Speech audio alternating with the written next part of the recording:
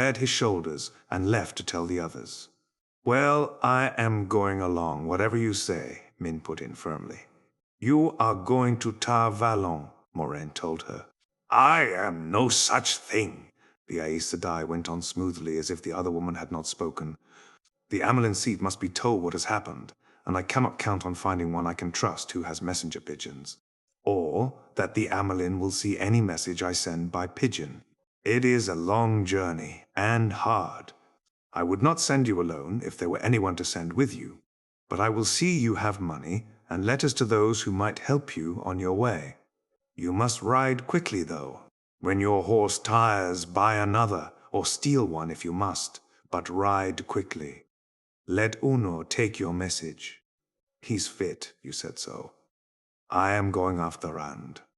Uno has his duties, Min. And do you think a man could simply walk up to the gates of the White Tower and demand an audience with the Amelin seat?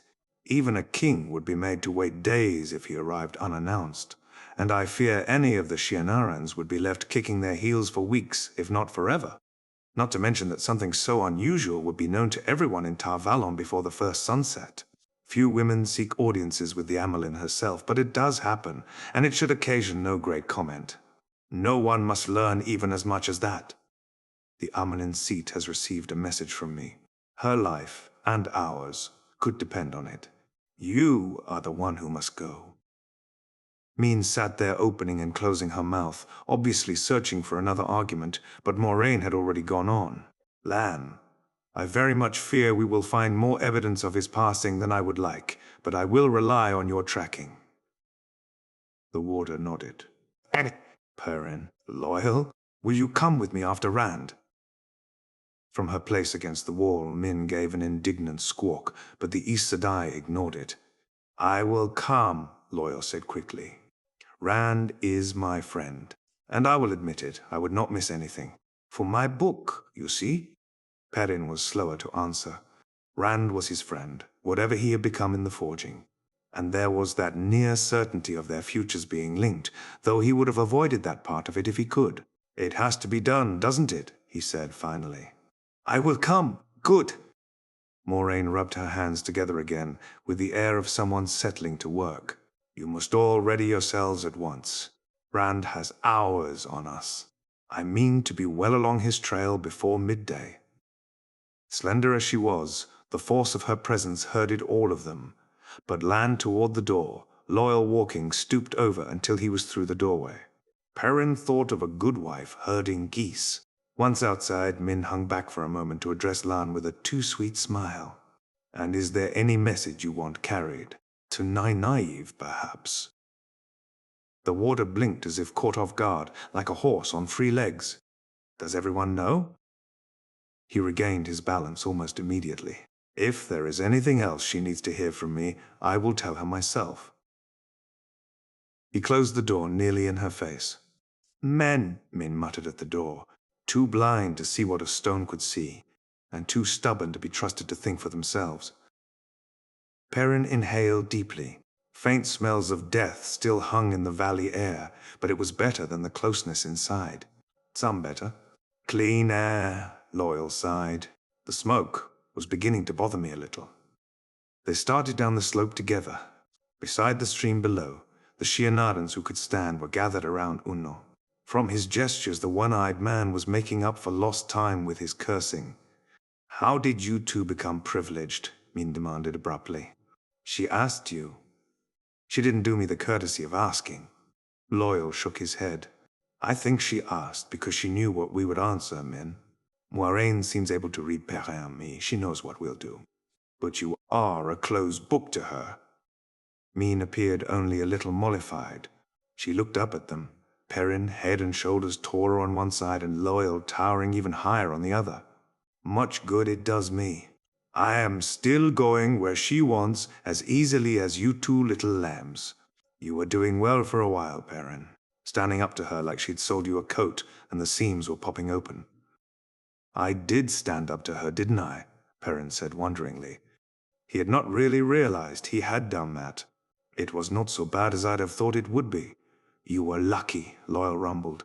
To anger an Aes Sedai is to put your head in a hornet's nest.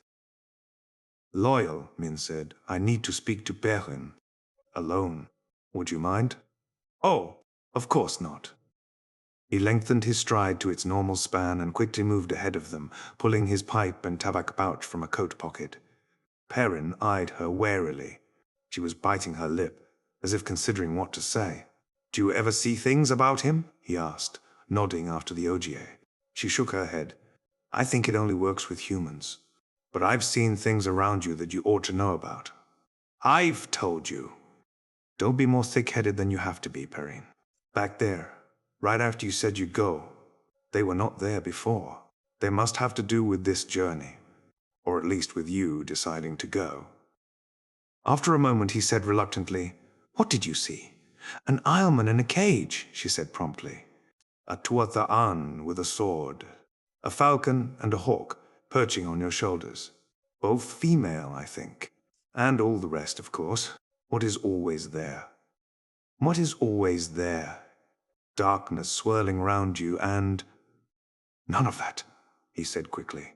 When he was sure she had stopped, he scratched his head, thinking. None of it made any sense to him. Do you have any idea what it all means? The new things, I mean. No, but they're important. The things I see always are.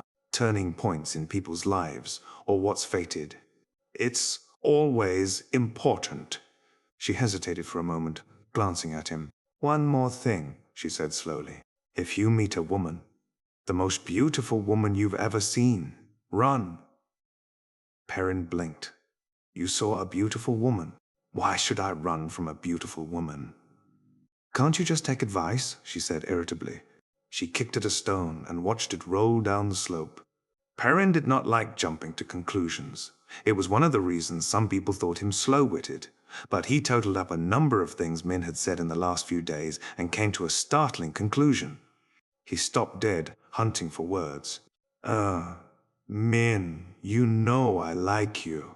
I like you, but...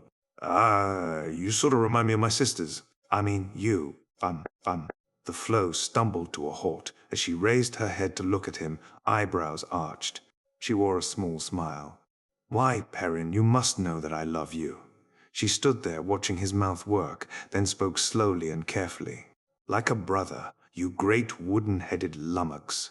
The arrogance of men never ceases to amaze me. You all think everything has to do with you, and every woman has to desire you. Perrin felt his face growing hot. I didn't. He cleared his throat. What did you see about a woman? Just take my advice, she said, and started down toward the stream again, walking fast. If you forget all the rest, she called over her shoulder, heed that. He frowned after her. For once his thoughts seemed to arrange themselves quickly, then caught up in 2 strides. It's Rand, isn't it? She made a sound in her throat and gave him a sidelong look. She did not slow down, though. Maybe you aren't so boneheaded after all, she muttered. After a moment she added, as if to herself, I'm bound to him as surely as a stave is bound to the barrel. But I can't see if he'll ever love me in return. And I am not the only one. Does Egwene know? He asked. Rand and Egwene had been all but promised since childhood. Everything but kneeling in front of the women's circle of the village to speak the betrothal. He was not sure how far they had drifted from that, if at all. She knows, Min said curtly. Much good it does either of us. What about Rand? Does he know? Oh, of course, she said bitterly. I told him, didn't I? Rand, I did a viewing of you, and it seems I have to fall in love with you. I have to share you, too, and I don't much like that, but there it is. You're a wooden-headed wonder after all, Perrin Ibarra. She dashed a hand across her eyes angrily. If I could be with him, I know I could help. But somehow, Light, if he dies, I don't know if I can stand it. Perrin shrugged uncomfortably. Listen, Min.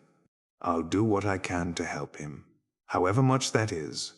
I promise you that. It really is best for you to go to Tar Valon. You'll be safe there. Safe? She tasted the word as if wondering what it meant. You think Tar Valon is safe? If there's no safety in Tar Valon, there's no safety anywhere. She sniffed loudly, and in silence they went to join those preparing to leave. Chapter 7. The Way Out of the Mountains. The way down out of the mountains was hard, but the lower they went, the less Perrin needed his fur-lined cloak. Hour by hour, they rode out of the tailings of winter and into the first days of spring. The last remnants of snow vanished, and grasses and wildflowers, white maiden's hope and pink jump-up, began to cover the high meadows they crossed. Trees appeared more often, with more leaves, and grass-larks and robins sang in the branches. And there were wolves, never in sight. Not even Lan mentioned seeing one, but Perrin knew. He kept his mind firmly closed to them, yet now and again a feather-like tickle at the back of his mind reminded him they were there. Lan spent most of his time scouting their path on his black warhorse, Mandab, following Rand's tracks as the rest of them followed the signs the warder left for them. An arrow of stones laid out on the ground, or one lightly scratched in the rock wall of a forking pass. Turn this way. Cross that saddle pass. Take this switchback, this deer trail, this way through the trees and down along a narrow stream, even though there is nothing to indicate anyone has ever gone that way before. Nothing but land signs. A tuft of grass or weeds tied one way to say, bear left, another for bear right. A bent branch. A pile of pebbles for a rough climb ahead, 2 leaves caught on a thorn for a steep descent. The warder had 100 signs, it seemed to Perrin, and Moraine knew them all. Lan rarely came back except when they made camp, to confer with Moiraine quietly, away from the fire. When the sun rose, most often he was hours gone already. Moraine was always first into the saddle after him, while the eastern sky was just turning pink. The Aes Sedai would not have climbed down from Haldib, her white mare, until full dark or later, except that Lan refused to track further once the light began to fail. "We'll go even slower if a horse breaks a leg," the warder would tell Moiraine when she complained. Her reply was always very much the same. "If you cannot move any faster than this, perhaps I should send you off to Mirel before you get any older." "Well, perhaps that can wait, but you must move us faster." She half sounded as if the threat were irritated truth, half as if she were making a joke. There was something of a threat in it. Or maybe a warning, Perrin was sure, from the way Lan's mouth tightened even when she smiled afterwards and reached up to pat his shoulder soothingly. "Who is Mirel?" Perrin asked suspiciously the first time it happened. Loyal shook his head, murmuring something about unpleasant things happening to those who pried into Aes Sedai affairs. The Ogier's hairy, fetlocked horse was as tall and heavy as a Duran stallion, but with Loyal's long legs dangling to either side, the animal looked undersized, like a large pony. Moraine gave an amused, secretive smile. Just a green sister. Someone to whom Lan must one day deliver a package for safekeeping. "No day soon," Lan said, and surprisingly there was open anger in his voice. "Never, if I can help it. You will outlive me long, Moraine Aes Sedai." She has too many secrets, Perrin thought, but asked no more about a subject that could crack the warder's iron self-control. The Aes Sedai had a blanket-wrapped bundle tied behind her saddle, the dragon banner. Perrin was uneasy about having it with them, but Moiraine had neither asked his opinion nor listened when he offered it. Not that anyone was likely to recognize it if he saw it, yet he hoped she was as good at keeping secrets from other people as she was at keeping them from him. In the beginning, at least, it was a boring journey. One cloud-capped mountain was very much like another, one pass little different from the next. Supper was usually rabbit, dropped by stones from Perrin's sling. He did not have so many arrows as to risk shooting at rabbits in that rocky country. Breakfast was cold rabbit, more often than not, and the midday meal the same, eaten in the saddle. Sometimes, when they camped near a stream and there was still light enough to see, he and Loyal caught mountain trout, lying on their bellies, hands elbow-deep in the cold water, tickling the green-backed fish out from under the rock ledges where they hid. Loyal's fingers, big as they were even more deft at it than Perrin's.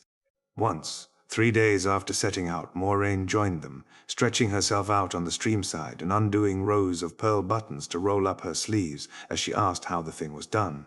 Perrin exchanged surprised looks with Loyal. The Ogier shrugged. "It is not that hard, really," Perrin told her. "Just bring your hand up from behind the fish and underneath, as if you're trying to tickle its belly." Then you pull it out. It takes practice, though. You might not catch anything the first few times you try. I tried for days before I ever caught anything, Loyal added. He was already easing his huge hands into the water, careful to keep his shadow from scaring the fish. As difficult as that? Moraine murmured. Her hands slipped into the water, and a moment later came out with a splash, holding a fat trout that thrashed the surface. She laughed with delight as she tossed it up onto the bank. Perrin blinked at the big fish flopping in the fading sunlight. It must have weighed at least 5 pounds. You were very lucky, he said. Trout that size don't often shelter under a ledge this small. We'll have to move upstream a bit. It will be dark before any of them settle under this ledge again. Is that so? Moraine said. You two go ahead. I think I will just try here again. Perrin hesitated a moment before moving up the bank to another overhang. She was up to something, but he could not imagine what. That troubled him. Belly down, and careful not to let his shadow fall on the water, he peered over the edge. Half a dozen slender shapes hung suspended in the water, barely moving a fin to hold their places. All of them together would not weigh as much as Moiraine's fish, he decided with a sigh. If they were lucky, he and Loyal might take 2 apiece, but the shadows of trees on the far bank already stretched across the water. Whatever they caught now would be it, and Loyal's appetite was big enough by itself to swallow those 4 and most of the bigger fish too. Loyal's hands were already easing up behind one of the trout. Before Perrin could even slide his hands into the water, Moiraine gave a shout. 3 should be enough, I think. The last 2 are bigger than the first. Perrin gave Loyal a startled look. She can't have. The Ogier straightened, sending the small trout scattering. She is Aes Sedai, he said simply. Sure enough, when they returned to Moiraine, 3 big trout lay on the bank. She was already buttoning her sleeves up again. Perrin thought about reminding her that whoever took the fish was supposed to clean them too, but just at that moment she caught his eye. There was no particular expression on her smooth face, but her dark eyes did not waver, and they appeared to know what he was going to say, and to have dismissed it out of hand already. When she turned away, it seemed somehow too late to say anything. Muttering to himself, Perrin pulled out his belt knife and set to the gutting and heading. All of a sudden, she's forgotten about sharing the chores, it seems. I suppose she'll want us to do the cooking as well, and the cleaning up after. No doubt she will, Loyal said, without pausing over the fish he was working on. She is Aes Sedai. I seem to remember hearing that somewhere. Perrin's knife ripped into the fish. The Shianarans might have been willing to run around fetching and carrying for her, but there are only 4 of us now. We should keep on turn and turn about. It's only fair. Loyal gave a great snort of laughter. I doubt she sees it that way. First she had to put up with Rand arguing with her all the time, and now you're ready to take over for him. As a rule, Aes Sedai do not let anyone argue with them. I expect she means to have us back in the habit of doing what she says by the time we reach the first village. A good habit to be in, Lan said, throwing back his cloak. In the fading light he had appeared out of nowhere. Perrin nearly fell over from surprise, and Loyal's ears went stiff with shock. Neither of them had heard the warder's step. A habit you should never have lost, Lan added, then strode off toward Moiraine and the horses. His boots barely made a sound, even on that rocky ground, and once he was a few paces away, the cloak hanging down his back gave him the uneasy appearance of a disembodied head and arms drifting up from the stream. We need her to find Rand, Perrin said softly, but I am not going to let her shape my life anymore. He went back to his cleaning vigorously. He meant to keep that promise, he really did. But during the days that followed, in some way he did not quite understand, he found that he and Loyal were doing the cooking and the cleaning up and any other little chore that Moiraine thought of. He even discovered that somehow or other he had taken over tending Aldib every night, unsaddling the mare and rubbing her down while Moiraine settled herself, apparently deep in thought.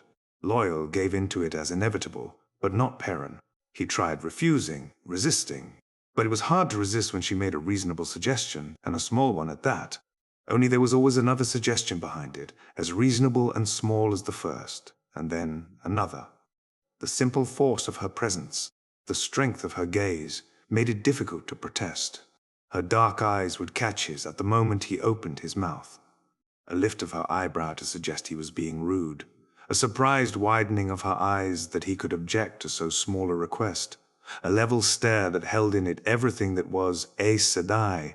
All these things could make him hesitate, and once he hesitated there was never any recovering lost ground. He accused her of using the one power on him, though he did not really think that was it, and she told him not to be a fool. He began to feel like a piece of iron trying to stop a smith from hammering it into a scythe. The mountains of mist gave way abruptly to the forested foothills of Geldan, to land that seemed all up and down but never very high. Deer, which in the mountains had often watched them warily, as if uncertain what a man was, began to bound away, white tails flickering at the first sight of the horses. Even Perrin now caught only the faintest glimpses of the grey-striped mountain cats that seemed to fade away like smoke. They were coming into the lands of men. Lan stopped wearing his color-shifting cloak and began riding back to the rest of them more often, telling them what lay ahead. In many places the trees had all been cut down. Soon, fields encircled by rough stone walls and farmers ploughing round the sides of hills were common sights, if not exactly frequent, along with lines of people moving across the ploughed ground, sowing seed from sacks slung from their shoulders. Scattered farmhouses and barns of grey stone sat on hilltops and ridges. The wolves should not have been there. Wolves avoided places where men were, but Perrin could still sense them, an unseen screen and escort ringing the mounted party. Impatience filled him. Impatience to reach a village or a town, any place where there were enough men to make the wolves go away. A day after sighting the first field, just as the sun touched the horizon behind them, they came to the village of Jarrah, not far north of the border with Amadisia. Chapter 8. The muddy streets were empty, and so was the sloping village green, except for one man sweeping the steps of the village's only inn, standing beside its stone stable. But it looked as if there had been a good many people on the green not long before. Half a dozen arches, woven of green branches and dotted with such few flowers as could be found this early in the year, stood in a circle in the middle of the grass. The ground had a trampled look, and there were other signs of a gathering. A woman's red scarf lying tangled at the foot of one of the arches, a child's knitted cap, a pewter pitcher tumbled on its side, a few half-eaten scraps of food.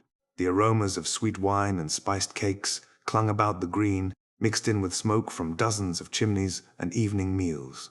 Cooking. For an instant, Perrin's nose caught another odor, one he could not identify, a faint trail that raised the hair on the back of his neck with its vileness. Then it was gone. But he was sure something had passed that way, something wrong. He scrubbed at his nose as if to rub away the memory of it. That can't be Rand. Light.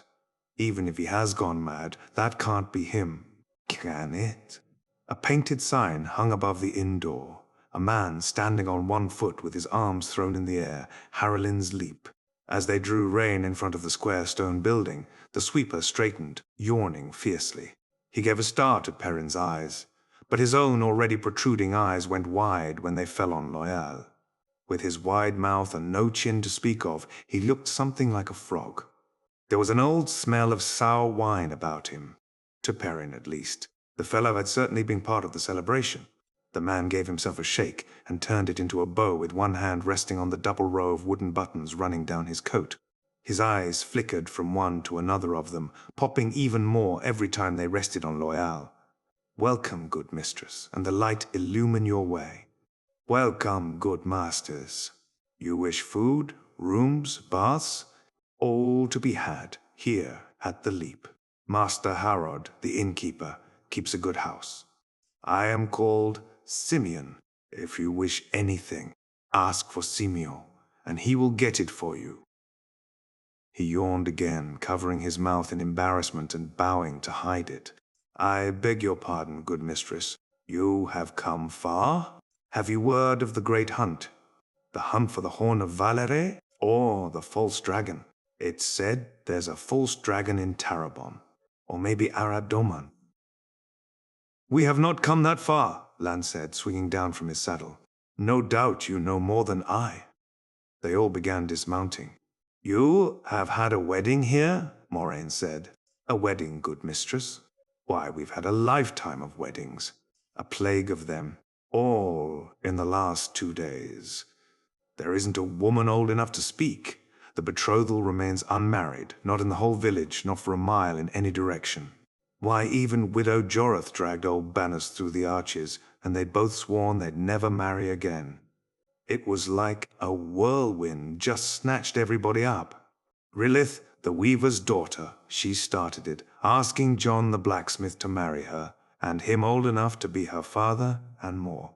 The old fool just took off his apron and said yes, and she demanded the arches be put up right then and there. Wouldn't hear of a proper wait, and all the other women sided with her.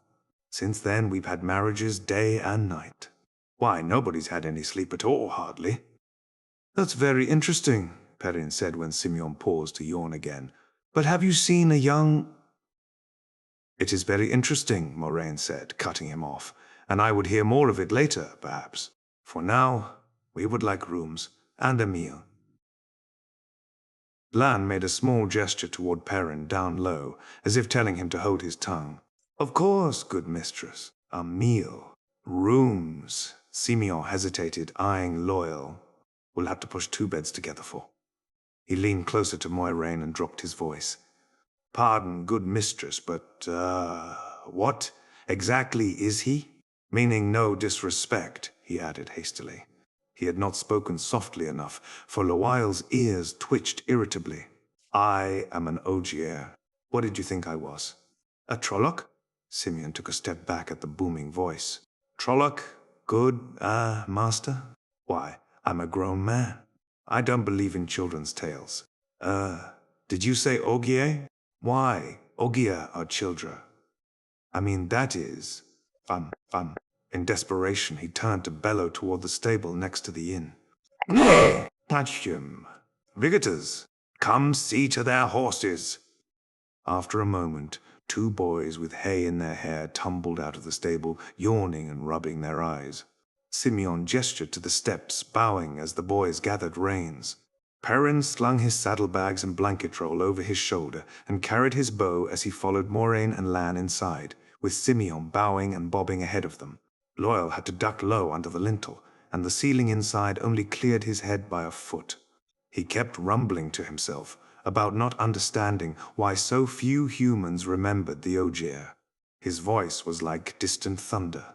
Even Perrin, right in front of him, could only understand half of his words. The inn smelled of ale and wine, cheese and weariness, and the aroma of roasting mutton drifted from somewhere in the back. The few men in the common room sagged over their mugs as if they would really like to lie down on the benches and go to sleep. One plump serving woman was drawing a mug of ale from one of the barrels at the end of the room. The innkeeper himself, in a long white apron, sat on a tall stool in the corner, leaning against the wall. As the newcomers entered, he lifted his head, bleary-eyed. His jaw dropped at the sight of Loyal. Visitors, Master Harrod, Simeon announced. They want rooms, Master Harrod. He's an Ogier, Master Harrod. The serving woman turned and saw Loyal and dropped the mug with a clatter. None of the weary men at the tables even looked up. One had put his head down on the table and was snoring. Loyal's ears twitched violently. Master Harrod got to his feet slowly, eyes fastened on Loyal, smoothing his apron all the while.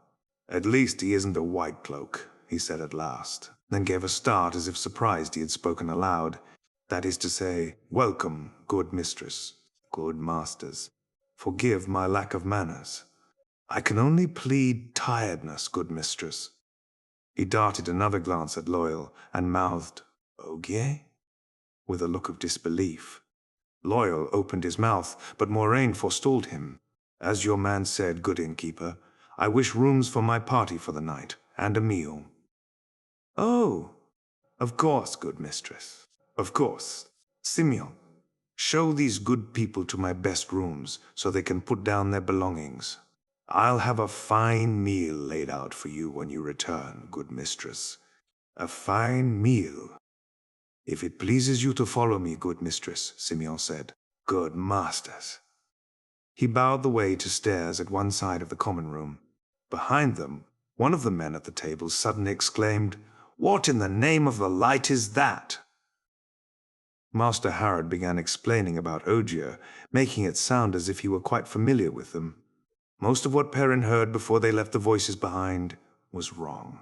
Loyal's ears twitched without stop. On the second floor, the Ogier's head came near to brushing along the ceiling. The narrow corridor was growing dark, with only the sharp light of sunset through a window next to the door at the far end. "Candles in the rooms, good mistress," Simeon said. "I should have brought a lamp, but my head is still spinning from all those weddings. I'll send someone up to light the fire if you wish. And you'll want wash water, of course." He pushed open a door. "Our best room, good mistress. We don't have many. Not many strangers, you see, but this is our best." "I'll take the one next to it," Lan said. He had Moiraine's blanket roll and saddlebags on his shoulder, as well as his own, and the bundle containing the dragon banner, too. "Oh, good master, that's not a very good room at all. Narrow bed, meant for a servant, I suspect. As if we'd ever have anybody here who had a servant. Begging your pardon, good mistress." "I will take it anyway," Lan said firmly. "Simeon," Moiraine said, "does Master Harrod dislike the children of the light?" "Well, he does, good mistress. He didn't, but he does. It isn't good policy, disliking the children, not so close to the border as we are. They come through Jarrah all the time, like there wasn't any border at all. But there was trouble yesterday, a fistful of trouble. And with the weddings going on and all. What happened, Simeon?" The man looked at her sharply before answering. Perrin did not think anyone else saw how sharply, in the dimness. "There was about 20 of them, come day before yesterday. No trouble then, but yesterday, why, 3 of them up and announced they weren't children of the light anymore. They took off their cloaks and just rode away." Lan grunted. "White cloaks swear for life. What did their commander do?" "Why, he would have done something, you can be sure, good master, but another of them announced he was off to find the Horn of Valere. Anyway, still another said they should be hunting the dragon. That one said he was going to Ormoth Plain when he left. Then some of them started saying things to women in the streets, things they shouldn't have, and grabbing at them. The women were screaming, and children yelling at the ones bothering the women. I never saw such commotion. Didn't any of you try to stop them?" Perrin said. "Good master, you carry that axe like you know how to use it, but it isn't so easy to face up to men with swords and armor and all, when all you know how to use is a broom or a hoe. The rest of the white cloaks, those as hadn't gone off, put an end to it. Almost came to drawing swords. And that wasn't the worst. 2 more just went mad if the others weren't. Those 2 started raving that Jarrah was full of dark friends. They tried to burn the village down. Said they would, beginning with the leap. You can see the burn marks out back, where they got it started. Fought the other white cloaks when they tried to stop them. The white cloaks that were left, they helped us put it out, tied those 2 up tight, and rode out of here back toward Amadicia. Good riddance, I say, and if they never come back, it'll be too soon." "Rough behavior," Lan said, "even for white cloaks." Simeon bobbed his head in agreement. "As you say, good master. They never acted like that before. Swagger around, yes. Look at you like you were dirt, and poke their noses in where they hadn't any business. But they never caused trouble before. Not like that, anyway." "They are gone now," Moiraine said, "and trouble's with them. I am sure we will pass a quiet night." Perrin kept his mouth shut, but he was not quiet inside. "All these weddings and white cloaks are all very well, but I'd sooner know if Rand stopped here, and which way he went when he left. That smell couldn't have been him." He let Simeon guide him on down the hall to another room with 2 beds and a washstand, a pair of stools, and not much else. Loyal stooped to put his head through the doorway. Only a little light came in by the narrow windows. The beds were big enough, with blankets and comforters folded at the foot, but the mattresses looked lumpy. Simeon fumbled on the mantel above the fireplace until he found a candle and a tinderbox to get it alight. "I'll see about getting some beds put together for you. Good, Ogier." "Yes, just a moment now." He showed no sign of hurry to be about it, though, fussing with the candlestick as if he had to place it just right. Perrin thought he looked uneasy. Well, I'd be more than uneasy if white cloaks had been acting like that in Eamon's Field. "Simeon?" Has another stranger passed through here in the last day or two? A young man, tall, with grey eyes and reddish hair. He might have played the flute for a meal or a bed. I remember him, good master, Simeon said, still shifting the candlestick. Came yesterday morning, early. Looked hungry, he did. He played the flute for all the weddings yesterday. Good-looking young fellow. Some of the women eyed him at first, but He paused, looking at Perrin sideways. Is he a friend of yours, good master? I know him, Perrin said. Why? Simeon hesitated. No reason, good master. He was an odd fellow, that's all. He talked to himself sometimes, and sometimes he laughed when nobody had said anything. Slept in this very room, last night, or part of it. Woke us all in the middle of the night, yelling. It was just a nightmare, but he wouldn't stay any longer. Master Harrod didn't make much effort to talk him into it after all that noise. Simeon paused again. He said something strange when he left. What? Perrin demanded. He said somebody was after him, he said. The chinless man swallowed and went on more slowly. Said they'd kill him if he didn't go. One of us has to die, and I mean it to be him. His very words. He did not mean us, Loyal rumbled. We are his friends. Of course, good, yeah. Of course, he didn't mean you. I don't mean to say anything about a friend of yours, but I think he's sick. In the head, you know. We will take care of him, Perrin said. That's why we're following him. Which way did he go? I knew it, Simeon said, bouncing on his toes. I knew she could help as soon as I saw you. Which way? East, good master. East, like the Dark One himself was on his heels. Do you think she'll help me? Help my brother, that is. Gnome's bad sick, and Mother Rune says she can't do anything. Perrin kept his face expressionless, and bought a little time to think by propping his bow in the corner and setting his blanket roll and saddlebags on one of the beds. The problem was that thinking did not help much. He looked at Loyal, but found no help there. Consternation had the OGA's ears drooping and his long eyebrows hanging down on his cheeks. What makes you think she can help your brother? Stupid question. The right question is, what does he mean to do about it? Why, I traveled to Johanna once, good master, and I saw two women like her. I couldn't mistake her after that. His voice dropped to a whisper. It's said they can raise the dead, good master. Who else knows this? Perrin asked sharply, and at the same time Loyal said, if your brother is dead, there is nothing anyone can do. The frog-faced man looked from one to the other of them anxiously, and his words came in a babble. No one knows but me, good master. Noam isn't dead, good Ogier, only sick. I swear nobody else could recognize her. Even Master Harrod's never been more than 20 miles from here in his life. He's so bad sick. I'd ask her myself. Only my knees be shaking so hard she couldn't hear me talk. What if she took offense and called down lightning on me? And what if I'd been wrong? It isn't the kind of thing you accuse a woman of without. I mean, He raised his hands, half in pleading, half as if to defend himself. I can make no promises, Perrin said, but I'll speak to her. Loyal, why don't you keep Simeon company till I've spoken to Moiraine? Of course, the Ogier boomed. Simeon gave a start when Loyal's hand swallowed his shoulder. He will show me my room, and we will talk. Tell me, Simeon, what do you know of trees? TT trees, G good Ogier? Perrin did not wait any longer. He hurried back down the dark hall and knocked on Moraine's door, barely waiting for her peremptory. Come!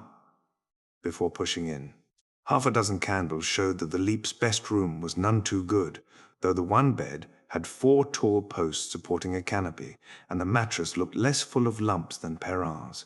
There was a scrap of carpet on the floor, and 2 cushioned chairs instead of stools. Other than that, it looked no different from his room. Moraine and Lan stood in front of the cold hearth as if they had been discussing something, and the Aes Sedai did not look pleased at being interrupted. The warder's face was as imperturbable as a carving.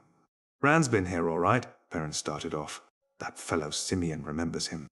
Moraine hissed through her teeth. You were told to keep your mouth shut, Lan growled. Perrin squared his feet to face the warder. That was easier than facing Moiraine's glare.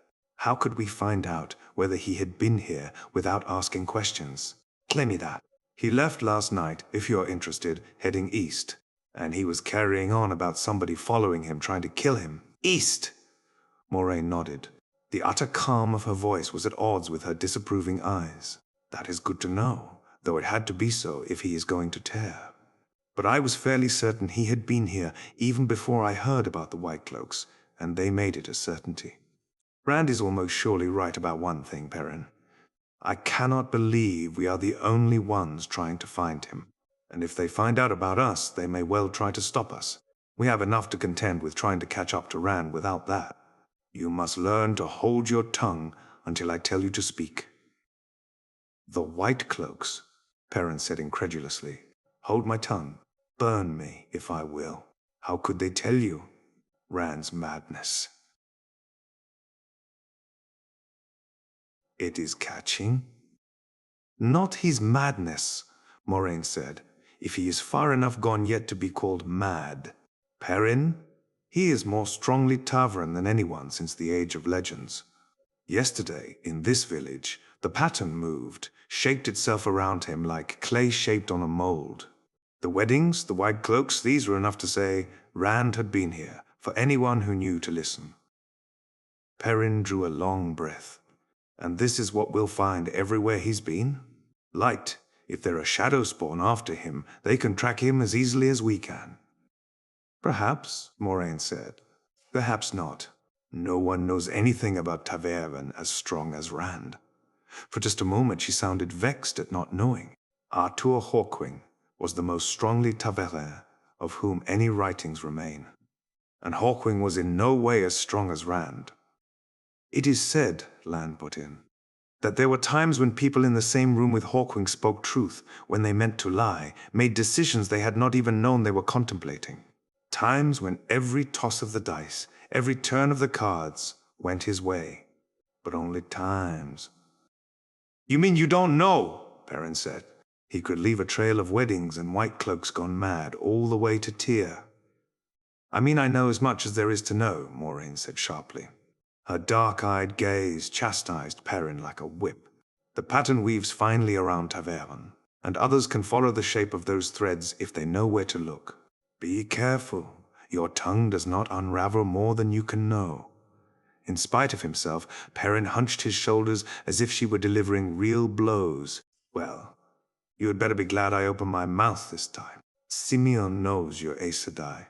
He wants you to heal his brother Noam of some sickness. If I hadn't talked to him, he would never have worked up nerve enough to ask, but he might have started talking among his friends. Lan caught Moraine's eye, and for a moment they stared at one another. The warder had the air about him of a wolf about to leap. Finally, Moiraine shook her head. No, she said, as you wish. It is your decision. Lan sounded as if he thought she had made the wrong one, but the tension left him. Perrin stared at them. You were thinking of... Simeon couldn't tell anyone if he were dead, could he? He will not die by my actions, Moiraine said. But I cannot, and will not, promise that it will always be so. We must find Rand, and I will not fail in that. Is that spoken plainly enough for you? Caught in her gaze, Perrin could make no answer. She nodded as if his silence were answer enough. Now take me to Simeon. The door to Loyal's room stood open, spilling a pool of candlelight into the hall. The two beds inside had been pushed together, and Loyal and Simeon were seated on the edge of one. The chinless man was staring up at Loyal with his mouth open and an expression of wonder on his face. Oh, yes, the steading are wonderful, Loyal was saying. There is such peace there, under the great trees. You humans may have your wars and strife, but nothing ever troubles the steading. We tend the trees and live in harmony. Fun. He trailed off when he saw Moiraine with Lan and Perrin behind her. Simeon scrambled to his feet, bowing and backing away until he came up against the far wall. Good mistress. Fun. Even then, he continued bobbing like a toy on a string. "Show me to your brother," Moraine commanded, "and I will do what I can. Perrin, you will come, too, since this good man spoke to you first." Lan lifted an eyebrow, and she shook her head. "If we all go, we might attract attention. Perrin can give me what protection I need." Lan nodded reluctantly, then gave Perrin a hard look. "See that you do, blacksmith. If any harm befalls her, His cold blue eyes finished the promise. Simeon snatched one of the candles and scurried into the hallway, still bowing so the candlelight made their shadows dance. "This way, good mistress. This way." Beyond the door at the end of the hall, outside stairs led down to a cramped alleyway between inn and stable. Night shrank the candle to a flickering pinpoint. The half-moon was up in a star-flecked sky, giving more than enough light for Perrin's eyes. He wondered when Moraine would tell Simeon he did not have to keep bowing, but she never did. The Aes Sedai glided along, clutching her skirts to keep them out of the mud, as though the dark passage were a palace hall and she a queen. The air was already cooling. Night still carried echoes of winter. "This way." Simeon led them back to a small shed behind the stable and hurriedly unbarred the door. "This way," Simeon pointed. "There, good mistress. There, my brother, Noam." The far end of the shed had been barred off with slats of wood, hastily by the rough look of it. A stout iron lock in a hasp held shut a crude door of wooden slats. Behind those bars, a man lay sprawled on his stomach on the straw-covered floor. He was barefoot, his shirt and breeches ripped as if he had torn at them without knowing how to take them off. There was an odor of unwashed flesh that Perrin thought even Simeon and Moiraine must smell. Noam lifted his head and stared at them silently, without expression. There was nothing at all about him to suggest he was Simeon's brother. He had a chin, for one thing, and he was a big man with heavy shoulders. But that was not what staggered Perrin. Noam stared at them with burnished golden eyes. He'd been talking crazy almost a year, good mistress, saying he could talk with wolves. And his eyes, Simeon darted a glance at Perrin. Well, he'd talk about it when he'd drunk too much. Everybody laughed at him. Then a month or so ago, he didn't come to town. I went out to see what was the matter, and I found him like this. Cautiously, unwillingly, Perrin reached out toward Noam as he would have toward a wolf, running through the woods with the cold wind in his nose. Quick dash from cover, teeth snapping at hamstrings. Taste of blood, rich on the tongue. Perrin jerked back as he would have from a fire, sealed himself off. They were not thoughts at all, really. Just a chaotic jumble of desires and images, part memory, part yearning. But there was more wolf there than anything else. He put a hand to the wall to steady himself. His knees felt weak. "Light, help me." Moraine put a hand on the lock. "Master Harrod has the key, good mistress. I don't know if he'll—" She gave a tug, and the lock sprang open. Simeon gaped at her. She lifted the lock free of the hasp, and the chinless man turned to Perrin. "Is that safe, good master? He's my brother, but he bit Mother Rune when she tried to help, and he killed a cow. With his teeth."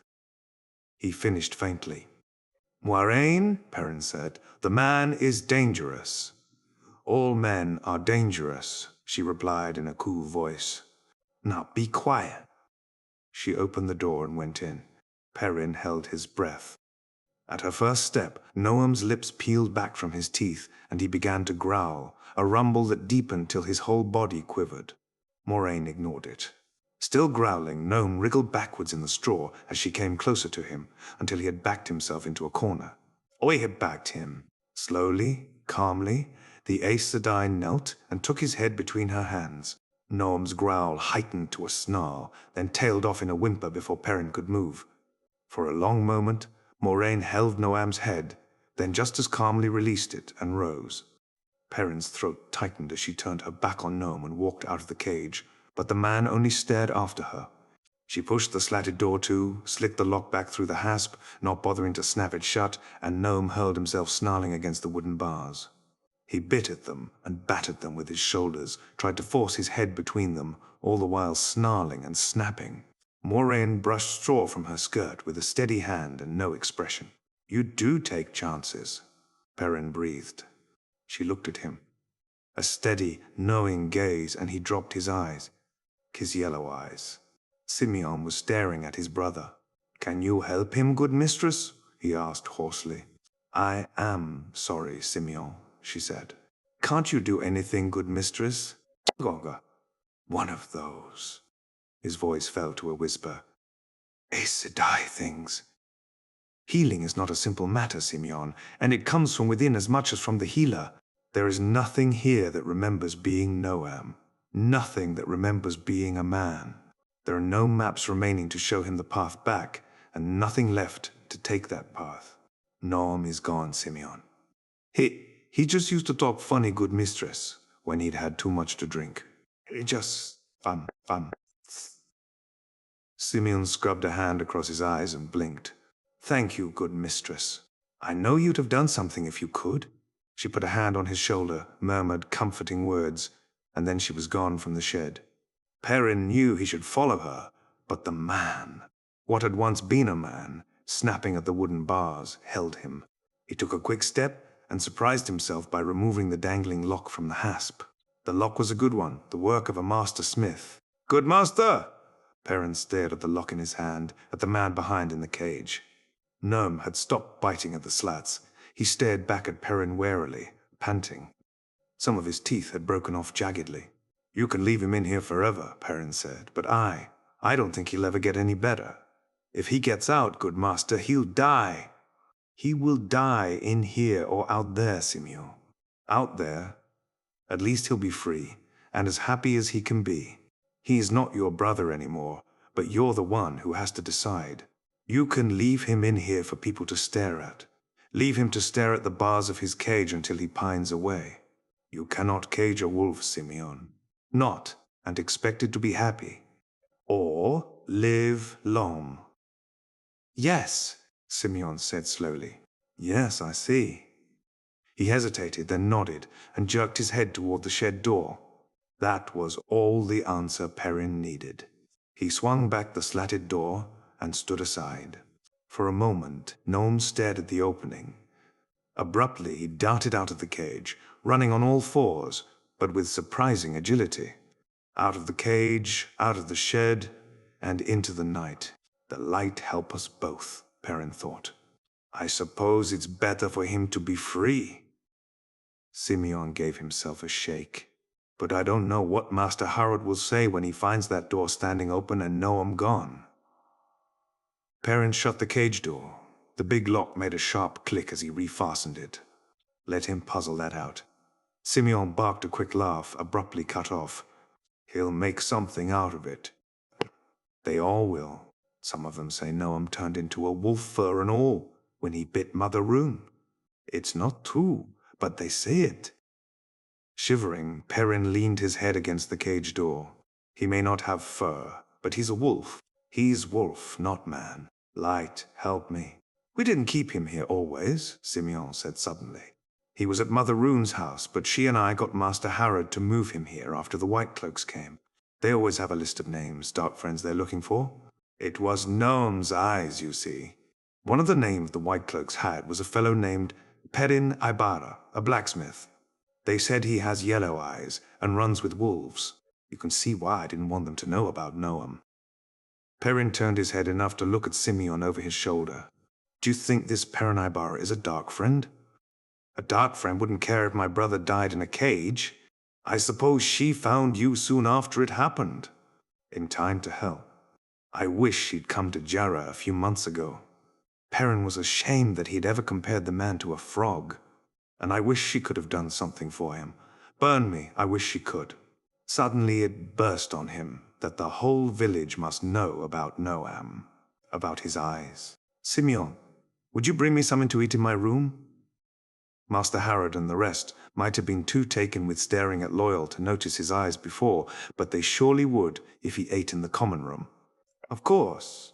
And in the morning, too. You don't have to come down until you are ready to get on your horse. You are a good man, Simeon. A good man. Simeon looked so pleased that Perrin felt ashamed all over again. Chapter 9. Wolf Dreams. Perrin returned to his room by the back way, and after a time Simeon came up with a covered tray. The cloth did not hold in the smells of roasted mutton, sweet beans, turnips, and freshly baked bread, but Perrin lay on his bed, staring at the whitewashed ceiling, until the aromas grew cold. Images of Noam ran through his head over and over again. Noam chewing at the wooden slats. Noam running off into the darkness. He tried to think of lockmaking, of the careful quenching and shaping of the steel, but it did not work. Ignoring the tray, he rose and made his way down the hall to Moiraine's room. She answered his rap on the door with, "Come in, Perrin." For an instant all the old stories about Aes Sedai stirred again, but he pushed them aside and opened the door. Moiraine was alone, for which he was grateful, sitting with an ink bottle balanced on her knee, writing in a small, leather-bound book. She corked the bottle and wiped the steel nib of her pen on a small scrap of parchment without looking at him. There was a fire in the fireplace. "I have been expecting you for some time," she said. "I have not spoken about this before because it was obvious you did not want me to. After tonight, though, what do you want to know?" "Is that what I can expect?" he asked. "To end like that? Perhaps." He waited for more, but she only put pen and ink away in their small case of polished rosewood and blew on her writing to dry it. "Is that all?" "Moiraine, don't give me slippery Aes Sedai answers. If you know something, tell me. Please." "I know very little, Perrin. While searching for other answers among the books and manuscripts two friends keep for their researches, I found a copied fragment of a book from the Age of Legends. It spoke of situations like yours. That may be the only copy anywhere in the world, and it did not tell me much." "What did it tell you?" "Anything at all is more than I know now. Burn me. I've been worrying about Rand going mad, but I never thought I had to worry about myself. Perrin, even in the Age of Legends they knew little of this. Whoever wrote it seemed uncertain whether it was truth or legend, and I only saw a fragment, remember? She said that some who talked to wolves lost themselves, that what was human was swallowed up by wolf. Whether she meant 1 in 10 or 5 or 9, I do not know. I can shut them out. I don't know how I do it, but I can refuse to listen to them. I can refuse to hear them. Will that help?" "It may." She studied him, seeming to choose her words carefully. "Mostly, she wrote of dreams. Dreams can be dangerous for you, Perrin." "You said that once before.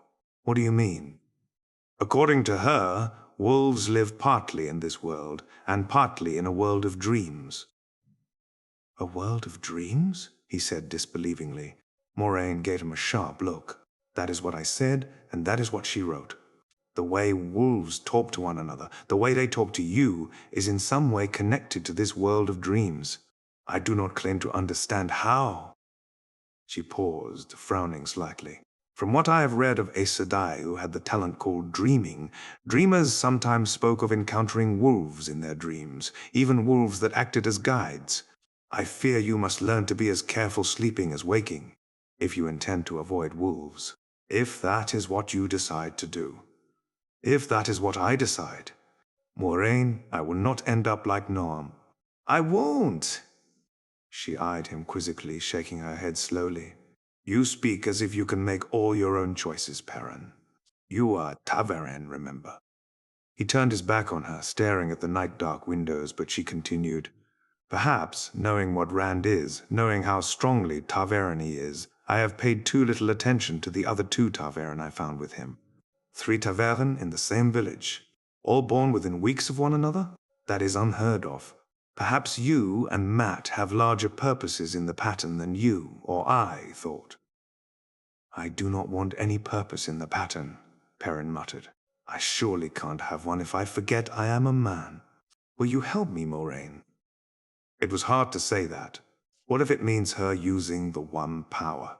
Would I rather forget I'm a man? Help me keep from losing myself? If I can keep you whole, I will. I promise you that, Perrin. But I will not endanger the struggle against the shadow. You must know that too." When he turned to look at her, she was regarding him unblinkingly, And if your struggle means putting me in my grave tomorrow, will you do that too? He was icily sure that she would. What have you not told me? Do not presume too far, Perrin, she said coldly. Do not press me further than I think proper. He hesitated before asking the next question. Can you do for me what you did for Lan? Can you shield my dreams? I already have a warder, Perrin. Her lips quirked almost into a smile. And one is all I will have. I am of the Blue Ajah, not the green. You know what I mean. I don't want to be a warder. Light bound to an Aes Sedai the rest of my life? That's as bad as the wolves. It would not aid you, Perrin. The shielding is for dreams from the outside. The danger in your dreams is within you. She opened the small book again. You should sleep, she said in dismissal. Be wary of your dreams, but you must sleep sometime. She turned a page, and he left. Back in his own room, he eased the hold he kept on himself. Eased it just a trifle, let his senses spread. The wolves were out there still, beyond the edges of the village, ringing Jarrah. Almost immediately he snapped back to rigid self-control. What I need is a city, he muttered. That would keep them at bay. After I find Rand, after I finish whatever has to be finished with him. He was not sure how sorry he was that Moiraine could not shield him. The one power or the wolves, that was a choice no man should have to make. He left the fire laid on the hearthstone unlit and threw open both windows. Cold night air rushed in.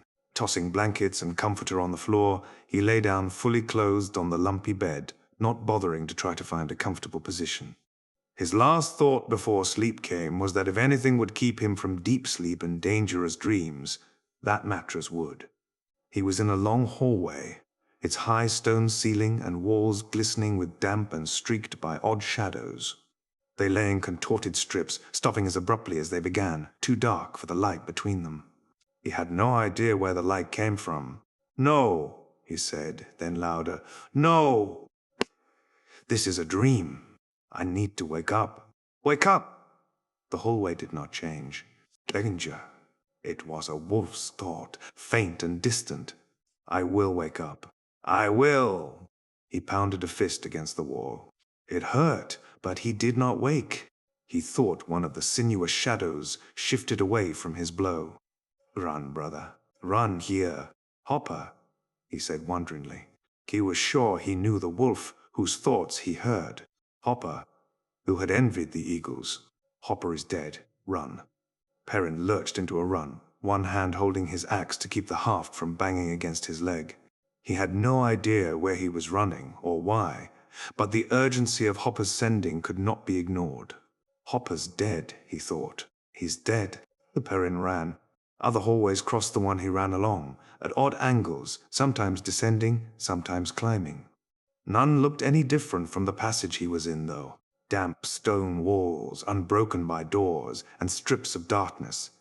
As he came on one of those crossing holes, he skidded to a halt. A man stood there, blinking at him uncertainly, in strangely cut coat and breeches, the coat flaring over his hips as the bottoms of the breeches flared over his boots. Both were bright yellow, and his boots were only a little paler. This is more than I can stand, the man said to himself. Not Perrin. He had an odd accent, quick and sharp. Not only do I dream of peasants now, but foreign peasants, from those clothes. Begone from my dreams, fellow. Who are you? Perrin asked. The man's eyebrows rose as if he were offended. The strips of shadow around them writhed. One detached from the ceiling at one end and drifted down to touch the strange man's head. It appeared to tangle in his hair. The man's eyes widened, and everything seemed to happen at once. The shadow jerked back to the ceiling, 10 feet overhead, trailing something pale. Wet drops splattered Perrin's face. A bone-rattling shriek shattered the air. Frozen, Perrin stared at the bloody shape wearing the man's clothes, screaming and thrashing on the floor. Unbidden, his eyes rose to the pale thing like an empty sack that dangled from the ceiling. Part of it was already absorbed by the black strip, but he had no trouble recognizing a human skin, apparently whole and unbroken. The shadows around him danced in agitation, and Perrin ran, pursued by dying screams. Ripples ran along the shadow strips, pacing him. "Change! Burn you!" he shouted. "I know it's a dream. Light burn you. Change!" Colorful tapestries hung along the walls between tall golden stands holding dozens of candles that illuminated white floor tiles and a ceiling painted with fluffy clouds and fanciful birds in flight.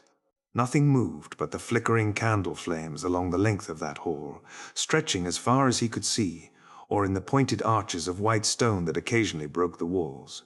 Danger. The sending was even fainter than before, and more urgent, if that were possible. Axe in hand, Perrin started warily down the hall, muttering to himself. Wake up, Perrin. If you know it's a dream, it changes or you wake up. Wake up, burn you! The hallway stayed as solid as any he had ever walked. He came abreast of the first of the pointed white archways. It led into a huge room, apparently windowless, but furnished as ornately as any palace. The furniture all carved and gilded and inlaid with ivory. A woman stood in the middle of the room, frowning at a tattered manuscript lying open on a table. A black-haired, black-eyed, beautiful woman clothed in white and silver. Even as he recognized her, she lifted her head and looked straight at him. Her eyes widened in shock, in anger. What are you doing here? How did you? How did you? You'll ruin things you could not begin to imagine. Abruptly, the space seemed to flatten, as if he were suddenly staring at a picture of a room. The flat image appeared to turn sideways, become only a bright vertical line down the middle of blackness. The line flashed white and was gone, leaving only the dark, blacker than black. Just in front of Perrin's boots, the floor tiles came to an abrupt end.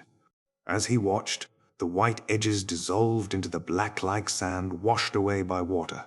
He stepped back hastily. Run here. Perrin turned, and Hopper was there, a big grey wolf, grizzled and scarred. You are dead. I saw you die.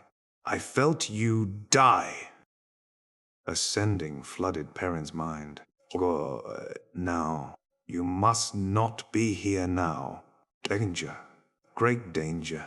Worse than all the Neverborn. You must go. Go now. How? Perrin shouted.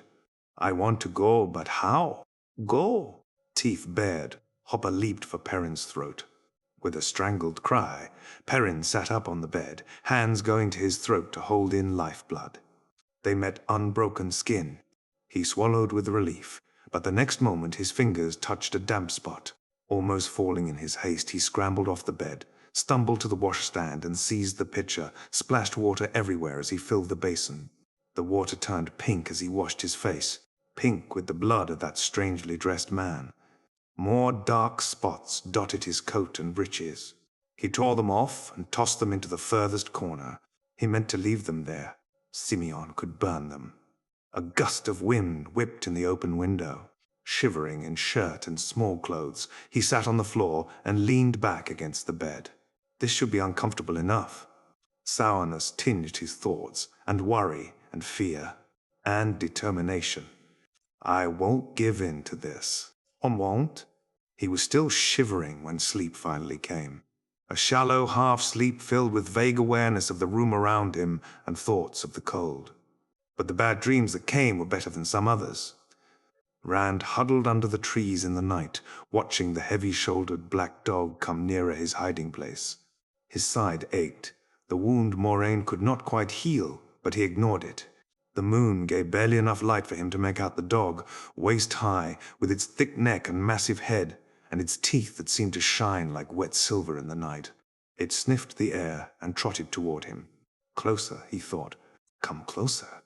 No warning for your master this time. Closer. That's it. The dog was only 10 paces away now, a deep growl rumbling in its chest as it suddenly bounded forward.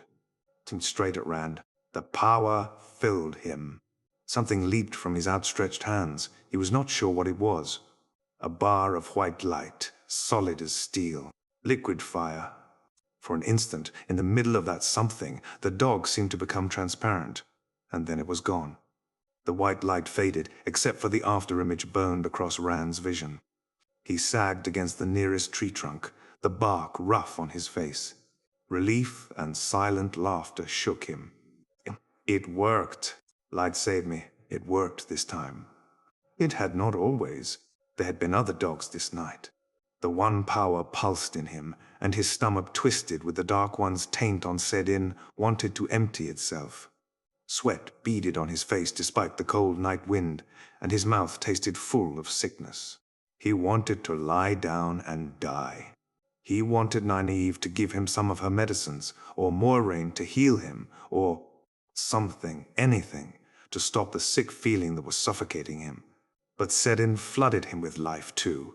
Life and energy and awareness larded through the illness. Life without saidin was a pale copy. Anything else was a wan imitation. But they can find me if I hold on. Track me, find me. I have to reach Tyr. I'll find out there. If I am the dragon, there'll be an end to it.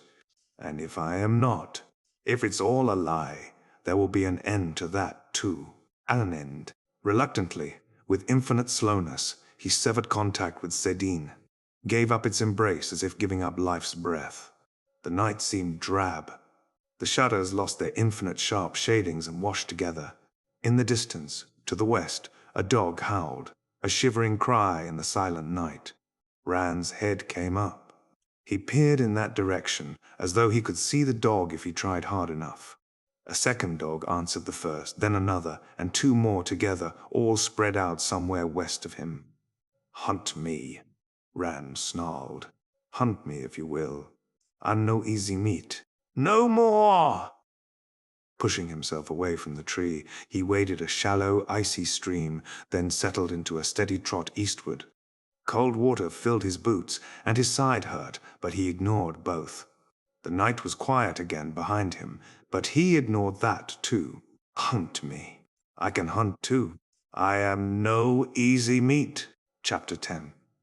Secrets. Ignoring her companions for a moment, Egwene stood in her stirrups hoping for a glimpse of Tar Valon in the distance, but all she could see was something indistinct, gleaming white in the morning sunlight. It had to be the city on the island, though. The lone, broken-topped mountain called Dragon Mount, rising out of the rolling plain, had first appeared on the horizon late the afternoon before, and that lay just this side of the river Erenin from Tar Valon.